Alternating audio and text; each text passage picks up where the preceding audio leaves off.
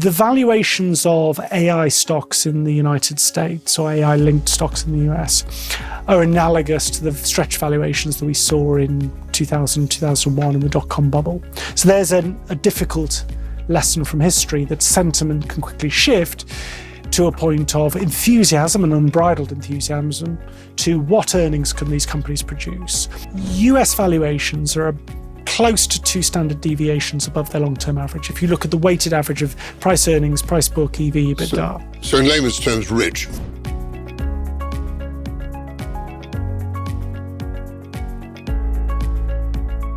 I think it's worth for people listening to this, watching this, acknowledging that most of the warnings that we've had from investment bankers, central bankers, about the stretch valuations, the enthusiasm for AI, is from tell me if I'm being too cynical, it's from a standpoint of getting your warning out of the way in the public realm, on your LinkedIn feed. First type thing, yeah. Correct.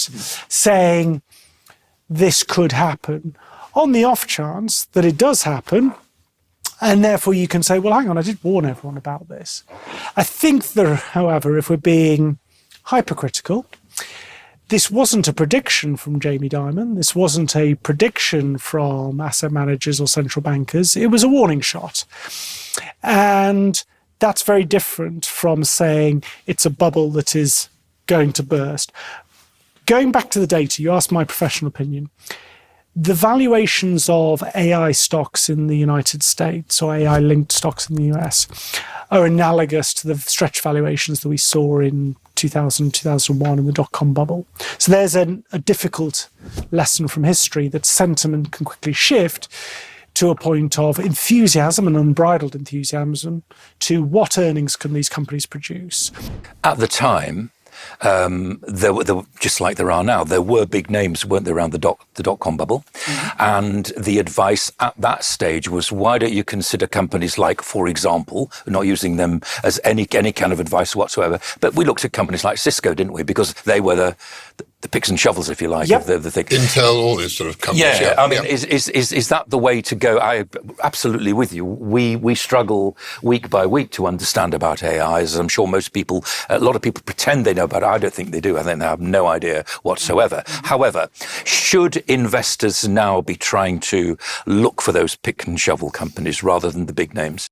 Well, I think we're going to come on to talk later in the podcast about the role of the UK IPO market, the US IPO market. One of the IPOs that has come to the market in the last couple of weeks is Fermy.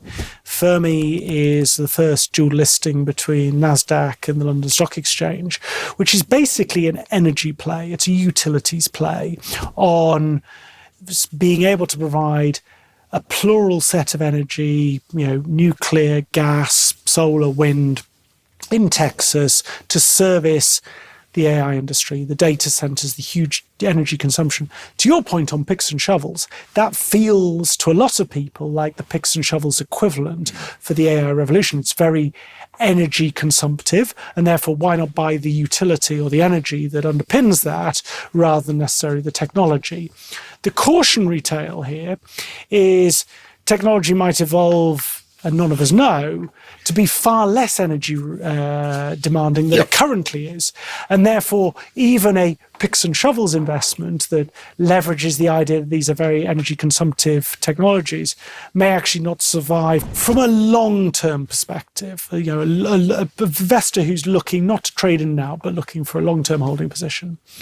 US valuations are close to 2 standard deviations above their long-term average. If you look at the weighted average of price earnings, price book, EV, EBITDA. So in layman's terms, rich.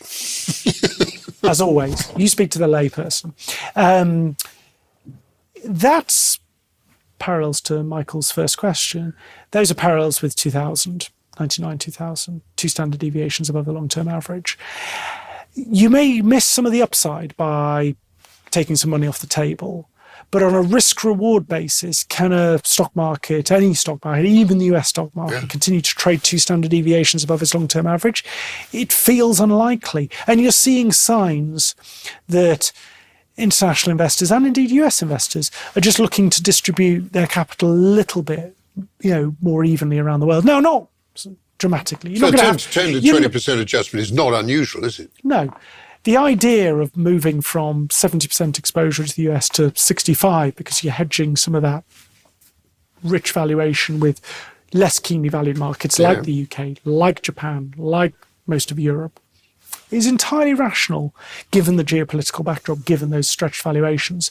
But making big, bold predictions about, long-term, multi-year bear cycles, I mean, I don't think anybody, however sophisticated an institution you sit in, have the basis, the empirical, the intellectual basis to call something like that. The UK banks, Simon, they owe us, because after TARP, the recovery of the American banking system, I put it to you, was much more vehement. Yeah. And well, I think it was. And for years and years and years, NatWest, BRBS, Lloyds Bank and others, they absolutely were hanging in rags for years. Yeah. So they owe us. What do they owe us? They owe us the fact that we should get back to what you hate calling a normality. And I think this is the reason that you've got these enormous 48%, 32% this year so far on top of what we had last year. I'm feeling, that's an IOU being paid. So sure, but what's the price to book of these banks? They're still trading below book. That's what I mean. Versus some of the US I think there's banks. more to go for. Or could there be? It just depends on the economy, doesn't it? But you have to make a view on whether the growth profile of these, what have been retrenched financial institutions, retail banks, some of these banks had global ambitions 15, 20 years ago, tapping into global markets that grow faster in terms of nominal GDP than the UK. Well, NatWest, Lloyds, Barclays, HSBC, Standard Chartered in a different sort of, but certainly those two domestic. Do we really think they're about to go on a M&A or organically driven international expansion to tap into bigger growth economies? Probably not, and therefore can they grow at the rates that some of the other international operators in other markets can? I don't think they can. They can be very, very effective operators in a domestic market, which is still quite lucrative, but can they match some of the performance of those internationally diversified banks? I think it's quite difficult to say.